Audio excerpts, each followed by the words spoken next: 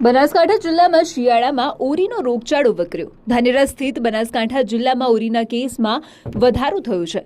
છેલ્લા એક મહિનાના ઓરીના 26 પોઝિટિવ કેસ આવતા આરોગ્ય વિભાગ દોડતું થયું છે। ધાનેરામાં ગાંધીનગરની આરોગ્ય વિભાગના કમિશનરે બેઠક યોજી હતી, જેને નાથવા વ્યાપક સર્વેલન્સ સાથે કામગીરી પણ હાથ ધરવામાં આવી છે।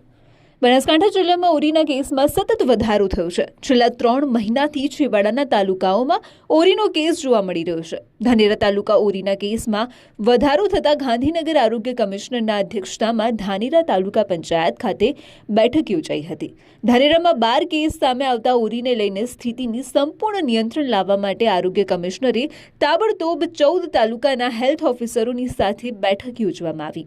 ડિસેમ્બર મહિનામાં જિલ્લામાં 26 કેસ ઓરીના પોઝિટિવ નોંધાયા છે, જેમાંથી પાલનપુરમાં 6 કેસ, ધાનેરામાં 6 કેસ, લાખાણીના 4 અને થરાદમાં 4 કેસ નોંધાયા છે। ધાનેરા તાલુકામાં હાલ ડોર ટુ ડોર સર્વેલન્સ હાથ ધરવામાં આવ્યું છે।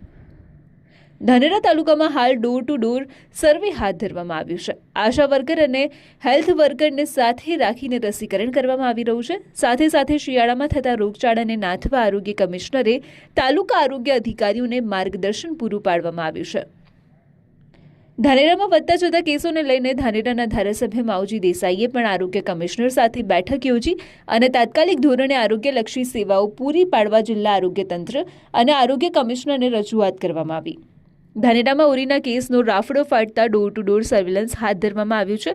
ધાનેરા તાલુકા સહિત ગ્રામ્ય વિસ્તારોમાં હાલ 9 મહિનાના બાળકથી માંડીને 5 વર્ષના બાળકને ઓરીના બુસ્ટર ડોઝ પણ આપવામાં આવી રહ્યો છે।